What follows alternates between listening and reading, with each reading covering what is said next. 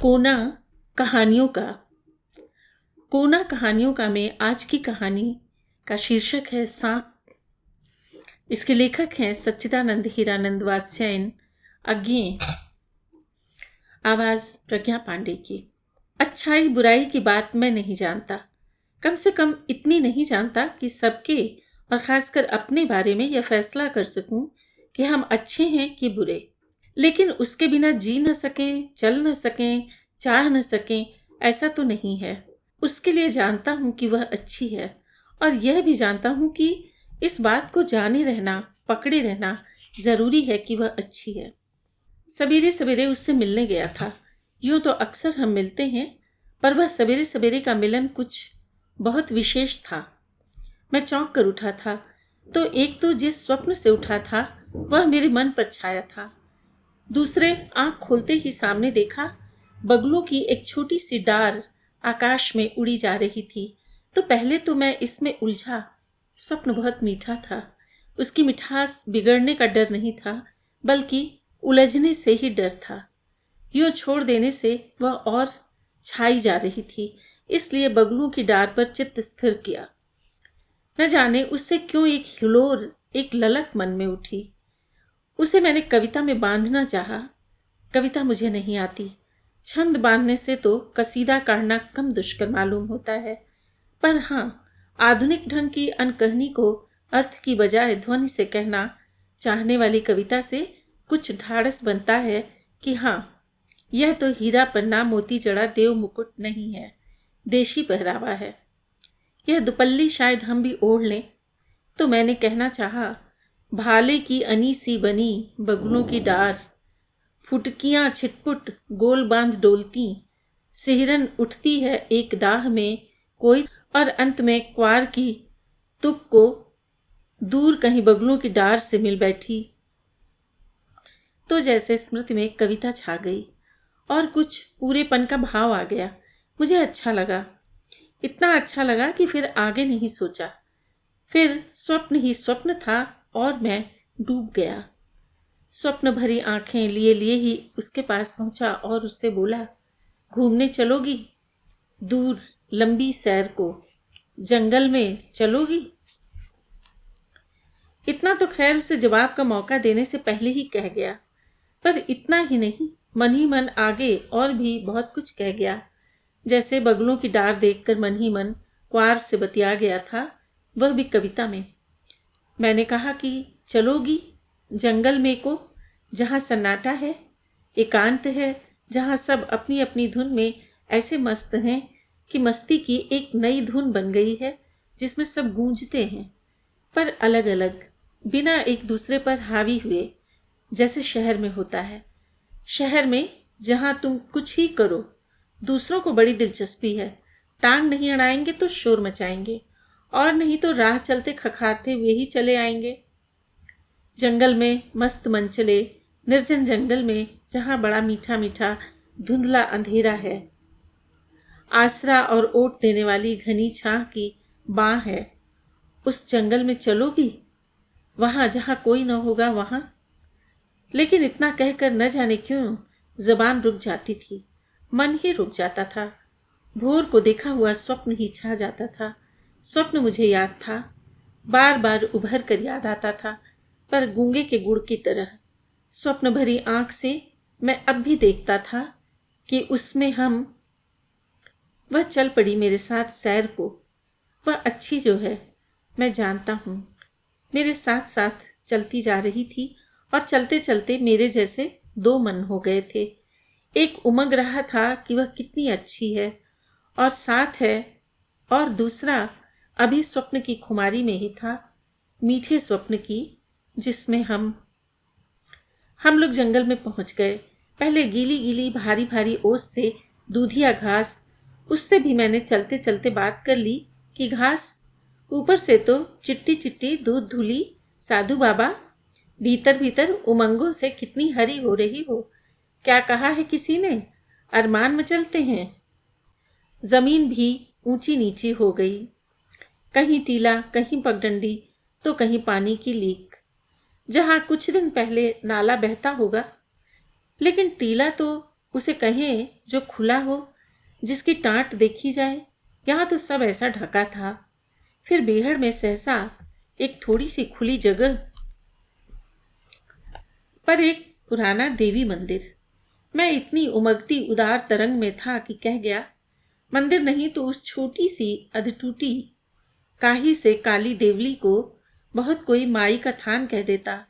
मंदिर, लेकिन मैंने देवी का मंदिर ही देखा। बीहड़ वन के बीच मंदिर। मैंने सोचा, यहाँ कभी तांत्रिक साधक बैठकर देवी को साधते होंगे और उनकी साधना के अवगढ़ रूप भी जल्दी से मेरी दृष्टि के सामने दौड़ गए। बहुत से, क्योंकि दृष्टि असल में तो अभी स्वप्न से आविष्ट थी। उसे साधकों की रंगी विकृतियों से क्या मतलब था? वह तो उसी स्वप्न को देख रही थी जिसमें हम यानी वह और मैं और मेरे साथ चली आ रही थी, बड़े भोलेपन से। उसकी आंखों में मेरी तरह दोहरी दीठ नहीं थी। वे खुली बावड़ियां थीं, स्वच्छ, शीतल, उड़ते बादल की परछाएं दिखाने वाली। वह वैसी ही मुग्ध अपने में संपूर्ण मेरे साथ चली आ रही थी। मैं उसे देख लेता था। उसके साथ होने की बात सहसा मन में उभरती थी। फिर बीहड़ बन के अकेले हरे गीले धुंधलेपन की, फिर मेरी आंखें उसकी आंखों की कोर से एक ढुलकी हुई लट के साथ फिसल कर उसके होठों तक जाती थी, और फिर मेरा मन ठिठक जाता था। फिर आगे नहीं सोचता था, फिर पीछे लौट जाता था, क्योंकि पीछे स्वप्न था, स्वप्न जो पूरा था, जिस स्वप्न में हम। तभी सामने पीछे कुछ तीखी सुसराहट हुई। हम ठिठक गए। सहसा वह बोली, वह देखो सामने सांप। मैंने भी देख लिया। घास के किनारे पर मंदिर के आसपास की बजरी पर रेंगता हुआ ललौहे भूरे रंग का सांप। वह गोल गोल आंखें करके बोली, कितना सुंदर है सांप। उसकी आंखें सचमुच बड़ी भोली थीं।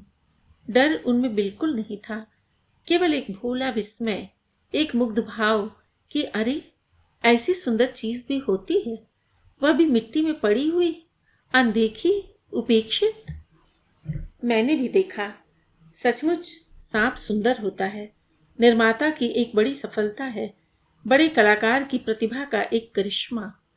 कहीं कोने नहीं, कहीं अनावश्यक रेखा नहीं, बाधा नहीं, भार नहीं, लहरीली निरायास लय युक्त गति, बिजली सी त्वरा युक्त। लेकिन बिजली की कौंध में भी कहीं नोकें होती हैं, और सांप की गति निरा प्रवाह है। सुंदर लचीला ललौहा भूरा रंग, झिलमिल चमकीली केंचुल, चित्तियां जो न मालूम केंचुल के ऊपर हैं कि भीतर, ऐसी कांच के भीतर झांकती सी जान पड़ती हैं। मैंने तो देख लिया, फिर मैं उसे देखने लगा और वह सांप को देखती रही। हम दोनों जैसे मंत्रमुग्ध थे, लेकिन एक ही मंत्र से नहीं। वह सांप को देखती थी, मैं उसे देखता था। वह सांप के लय में प्रवाह पर विस्मय कर रही थी। मैं उसके चेहरे की मानो क्षण भर के लिए थम गई चंचल बिजलियों को देख रहा था और सोच रहा था, कोने एक दूसरे को काटते हैं, पर लहरीली गतिमान रेखाएं काटती नहीं, झट से कौंध मिल जाती हैं, झट से कौंध कर मिल जाती हैं। बिजली की कौंध तो है ही लय होने के लिए। लहर को देखो और खो जाओ, डूब जाओ, लय हो जाओ। उसकी आंखें सांप पर टिककर मुग्ध थीं। मेरी आंखों में मेरे भोर में देखे हुए स्वप्न की खुमारी थी। स्वप्न में इसी तरह देखा था कि सांप आगे बढ़ गया, मंदिर की दीवार के साथ सट गया, ऐसा सट कर चिपक गया कि बस, जैसे मंदिर की रेखा से अलग उसकी रेखा नहीं है, जैसे मंदिर की नींव से ही वह सटा हुआ उठा है और वैसा ही रहेगा। और चिपके चिपके भी वह स्थिर नहीं था, वह आगे सरक रहा था, आगे आगे और गहरा चिपकता हुआ, जैसे उसकी देह की रगड़ की आरी से कटकर मंदिर की दीवार के नीचे उसके लिए जगह बनती जाती हो और उसमें वह धंसता बैठता जाता हो। बढ़ता हुआ वह हमारे सामने की दीवार के कोने तक बढ़कर दूसरी दीवार के साथ मुड़ चला। थोड़ा और बढ़ा, फिर रुक गया। आधा इस दीवार के साथ जो हमारे सामने थी, आधा साथ की जो हमारी ओट थी। उसका सिर ओट में हो गया, कमर दोनों दीवार के जोड़ पर टिक गई। मैंने सहसा कहा, इस वक्त यह कैसा वेद्य है। अगर मैं मारना चाहूं तो निरीह मर जाए। हाँ, लेकिन क्यों मारना चाहो? इतना सुंदर। मैंने अपनी ही झोंक में कहा, अभी ढेला मारूं तो बस काटने को मुड़ भी ना सके। क्या जहरीला है? हो भी तो क्या, इस समय असहाय है, मौके की बात है, कुछ भी कर न सके। सारा रूप लिए ज्यों का त्यों पड़ा रह जाए, बिटुर बिटुर तकता। उसकी पहले ही मुग्ध गोल आंखें करुणा से और बड़ी बड़ी हो आईं। बोली, बेचारा कितना असहाय। कितनी करुणा थी उस स्वर में, कितना निरीह था वह स्वर भी, शायद सांप से अधिक निरीह। स्वप्न में मैंने देखा था वह और मैं, हम। लेकिन स्वप्न की उलझन जैसे सुलझ गई, मेरी दोहरी दीठ इकहरी हो गई और मैंने देखा, मैं अलग यहाँ, वह अलग वहाँ, बड़ी सुंदर, बड़ी अच्छी, मेरे साथ जंगल में अकेली, लेकिन अलग वहाँ। और हम दोनों खड़े उस सुंदर चित्तीदार ललौहे भूरे लचीली लहर से बल खाते सांप को देखते रहे। मैं भी, वह भी। चाहे मैं सांप को जितना देख रहा था, उससे अधिक उसी को देख रहा था। सांप तो मंदिर की भीत से सटा खड़ा था और वह मुझसे सटी खड़ी थी। फिर मैंने कहा, चलो आगे चलें। हम लोग चल पड़े, पर असल में आगे हम नहीं चले, हम लौट आए। वह बीहड़ में का मंदिर वहीं खड़ा रह गया। तांत्रिक वहां कभी अपनी अवघड़ पूजा किया करते होंगे, किया करें। उन्होंने वैसा सुंदर सांप कभी थोड़े ही देखा होगा, कम से कम उतना असहाय और वेद्य। यूं तो मैंने भी कभी नहीं देखा, स्वप्न में भी नहीं। यद्यपि सपने मैंने एक से एक सुंदर देखे हैं, जिन्हें मैं कह भी नहीं सकता, और किसी को तो क्या, उसको भी नहीं जो मैं जानता हूं कि इतनी अच्छी है, चाहे मैं अच्छा हूं या बुरा। पर एक पुराना देवी मंदिर।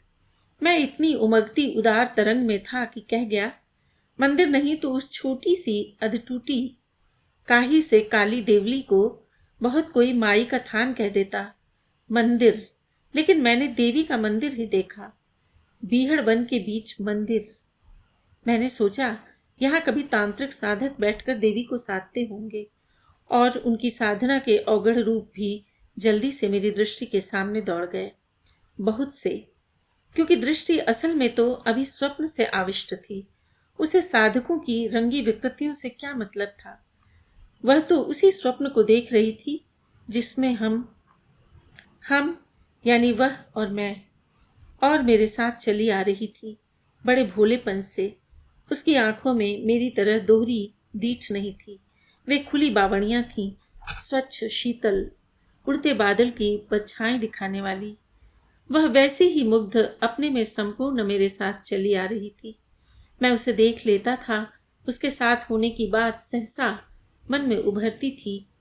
फिर बीहड़ बन के अकेले हरे गीले धुंधलेपन की, फिर मेरी आंखें उसकी आंखों की कोर से एक ढुलकी हुई लट के साथ फिसल कर उसके होठों तक जाती थीं, और फिर मेरा मन ठिठक जाता था। फिर आगे नहीं सोचता था, फिर पीछे लौट जाता था, क्योंकि पीछे स्वप्न था, स्वप्न जो पूरा था, जिस स्वप्न में हम। तभी सामने पीछे कुछ तीखी सुसराहट हुई। हम ठिठक गए। सहसा वह बोली, वह देखो सामने सांप।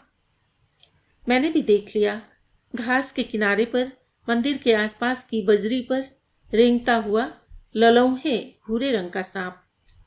वह गोल गोल आंखें करके बोली, कितना सुंदर है सांप। उसकी आंखें सचमुच बड़ी भोली थीं। डर उनमें बिल्कुल नहीं था, केवल एक भोला विस्मय, एक मुग्ध भाव कि अरे, ऐसी सुंदर चीज भी होती है, वह भी मिट्टी में पड़ी हुई, अनदेखी, उपेक्षित। मैंने भी देखा, सचमुच सांप सुंदर होता है, निर्माता की एक बड़ी सफलता है, बड़े कलाकार की प्रतिभा का एक करिश्मा। कहीं कोने नहीं, कहीं अनावश्यक रेखा नहीं, बाधा नहीं, भार नहीं, लहरीली, निरायास, लय युक्त गति, बिजली सी त्वरा युक्त। लेकिन बिजली की कौंध में भी कहीं नोकें होती हैं और सांप की गति निरा प्रवाह है। सुंदर लचीला ललौहा भूरा रंग, झिलमिल चमकीली केंचुल, चित्तियां जो न मालूम केंचुल के ऊपर हैं कि भीतर, ऐसी कांच के भीतर झांकती सी जान पड़ती हैं। मैंने तो देख लिया, फिर मैं उसे देखने लगा और वह सांप को देखती रही। हम दोनों जैसे मंत्रमुग्ध थे, लेकिन एक ही मंत्र से नहीं। वह सांप को देखती थी, मैं उसे देखता था। वह सांप के लय में प्रवाह पर विस्मय कर रही थी, मैं उसके चेहरे की मानो क्षण भर के लिए थम गई चंचल बिजलियों को देख रहा था और सोच रहा था, कोने एक दूसरे को काटते हैं पर लहरीली गतिमान रेखाएं काटती नहीं, झट से कौंध मिल जाती हैं, झट से कौंध कर मिल जाती हैं। बिजली की कौंध तो है ही लय होने के लिए। लहर को देखो और खो जाओ, डूब जाओ, लय हो जाओ। उसकी आंखें सांप पर टिककर मुग्ध थीं। मेरी आंखों में मेरे भोर में देखे हुए स्वप्न की खुमारी थी। स्वप्न में इसी तरह देखा था कि सांप आगे बढ़ गया, मंदिर की दीवार के साथ सट गया, ऐसा सट कर चिपक गया कि बस, जैसे मंदिर की रेखा से अलग उसकी रेखा नहीं है, जैसे मंदिर की नींव से ही वह सटा हुआ उठा है और वैसा ही रहेगा। और चिपके चिपके भी वह स्थिर नहीं था, वह आगे सरक रहा था, आगे आगे और गहरा चिपकता हुआ, जैसे उसकी देह की रगड़ की आरी से कटकर मंदिर की दीवार के नीचे उसके लिए जगह बनती जाती हो और उसमें वह धंसता बैठता जाता हो। बढ़ता हुआ वह हमारे सामने की दीवार के कोने तक बढ़कर दूसरी दीवार के साथ मुड़ चला। थोड़ा और बढ़ा, फिर रुक गया। आधा इस दीवार के साथ जो हमारे सामने थी, आधा साथ की जो हमारी ओट थी। उसका सिर ओट में हो गया, कमर दोनों दीवार के जोड़ पर टिक गई। मैंने सहसा कहा, इस वक्त यह कैसा वेद्य है। अगर मैं मारना चाहूं तो निरीह मर जाए। हाँ, लेकिन क्यों मारना चाहो, इतना सुंदर। मैंने अपनी ही झोंक में कहा, अभी ढेला मारूं तो बस काटने को मुड़ भी ना सके। क्या जहरीला है? हो भी तो क्या, इस समय असहाय है, मौके की बात है, कुछ भी कर न सके।